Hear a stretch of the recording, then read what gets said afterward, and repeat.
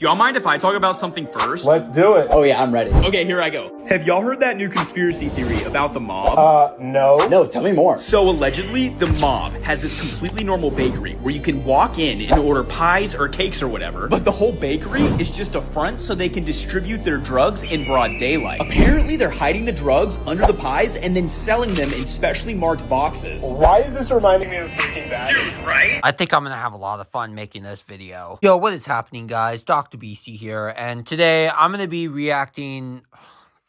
I'm gonna be talking about another semi-serious issue. This one won't be anywhere as long as the last video. The last video actually got quite some attention, if I'm being honest, but I don't know how this one's gonna do. But the topic itself is quite popular, especially among young, lonely, selfish men. Podcasts. Have y'all heard that new conspiracy theory about the mob? So, podcasting has been around for a little while. I've seen a few podcasts here and there. It's a great way to give out your voice and to let people know you have a voice and to use that voice for the greater good, whatever that may be. But I feel like a lot of podcasters, it's just a huge stunt, or they have these agendas and they spread these really dangerous ideas and theories. Many of them conspiracy, of course. They have all these insane edits and cuts, and then they shove the subtitles in your face like you can't read English, although, let's be real, most of the population ain't reading books, and it's just a lot of celebrity talk. So much freaking celebrity talk and men and how we should be big and buff and powerful. This fake, it's an ego. It's an ego, this fake ego. We can't be like that. Not all men are going to be big, tough, powerful, alpha males. There's a lot of gay men out there, and they ridicule the crap out of them, and it's so unnecessary. And it's like, come on, really? Are you, just because you don't happen to understand their lifestyle doesn't mean you have to berate them like I don't know, they're an animal or some crap. A lot of it also revolves around women and the OnlyFans bullshit. Thank God China finally did. I mean, they did a couple years ago, but it's now in action. It's now law. OnlyFans is illegal in all of China, and I think Russia too, and a lot of the Middle Eastern countries, and probably Africa too. We need to go that route, because OnlyFans is dangerous, and they take all the women's money too.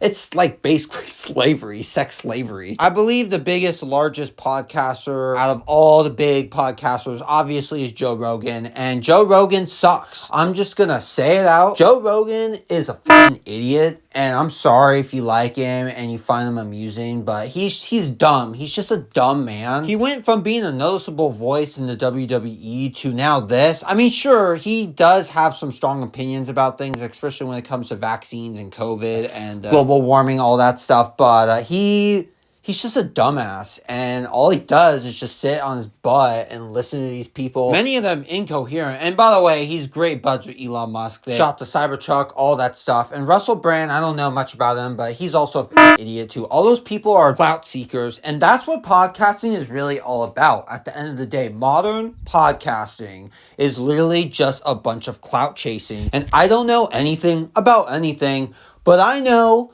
that what some of these people do with their podcasts and how they make ad revenue and stuff like that, it's a little shady. And not to mention these women that do these OnlyFans podcasts, they're just, it's shameful, and they're shaming women. They're making women look bad. They're trying to make it look like all women are just a bunch of, I'm not going to actually say it, but it starts with an H and ends with an E. These men come in, these big, buff, rich dudes. Actually, no, I take that back. Many of them are not so buff, but obviously they're buffer than me. Talk about how rich they are, and this is how you can make money. This is how you could, I don't know. This is how you can invest in BlackRock and allow BlackRock to keep buying people's houses. A lot of podcasters spread dangerous theories, and honestly, it's funny because like a lot of the conspiracy theories, like literally like in the video I played in the introduction, it's almost that stupid. Like they're not even good conspiracy theories. A lot of them they probably just make up off the top of their head. Like literally the mob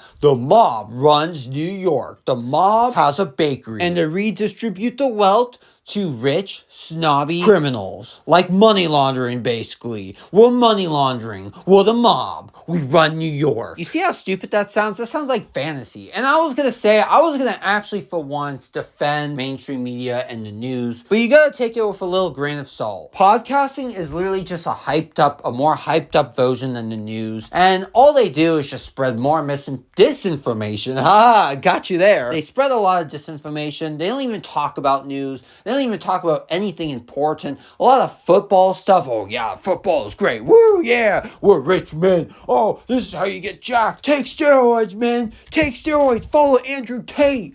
Follow Sneeko and his radical transformation into the Brotherhood. Woo! Yeah, we love Islam. Okay, I don't know what I'm doing now. Oh yeah, and also another thing that podcasters love to do is just make fun of stuff. Like gay people, obviously, women, overweight people, they love to body shame. People who aren't cool, and definitely people with differing opinions. That is a huge one. But they also love to make fun of subculture, like anime, Star Wars, furries, believe it or not. There's a lot of dumbass podcast talking shit about furries and the fandom. There's actually this one dude I've been watching a lot, PBJ. I really hate drama within subcultures, but I swear he does a good job like making good points about all this shit and how it's stupid, because it is. It's so dumb, and like there's a difference between making fun of something and just flat out being ignorant. I think they take off the masks and they look in the mirror and they're like, I can't believe we really look like this.